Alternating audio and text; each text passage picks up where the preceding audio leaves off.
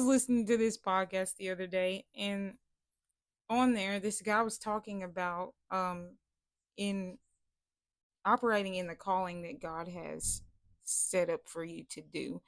And he talked about how we need to make sure that we deal with the pride within us so that we can be able to discern the spirits at operation behind flattery. Basically is what he said. He didn't say that, but really listening to him, I realized exactly what he's describing is flattery. He used the story of the servant girl who was following behind Jesus's disciples, and how she was literally saying over and over again, it says for several days, to the point where they were annoyed. She kept saying something that was indeed true.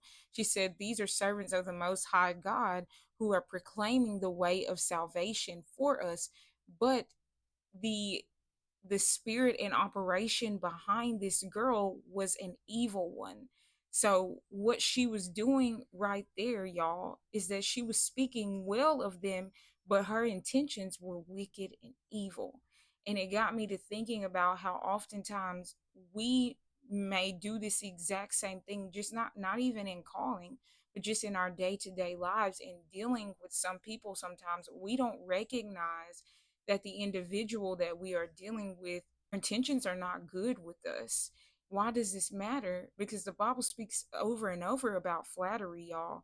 And it also speaks about how it is important the people that we surround ourselves with, because if these people are not operating in the right spirit, they can lead us in the wrong direction versus making us move forward. And what happens with things like flattery is that it butters you up and gets you big in your head to the point where you can't notice, okay, this person, their intentions are not good for me. And so important that we're paying attention, because they are doing what they're doing up until a point. What that is really, it's manipulation. And it gets to a point where now you're going to see that this person is not right. And this has happened to me so many times. I am ashamed to admit that, right?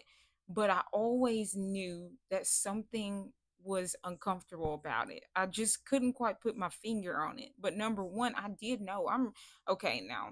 I am made in the image of God, and God has given me the strength and the wisdom to do the things that I do. I'm not denying that. But it comes from him, and I'm really not that amazing of a person, so you really are making me uncomfortable right now. But I did not have language for it until I was studying the Bible one day, and I realized that is exactly what that is. And the people eventually ended up revealing themselves for what they were trying to do. So yeah, pay attention, y'all.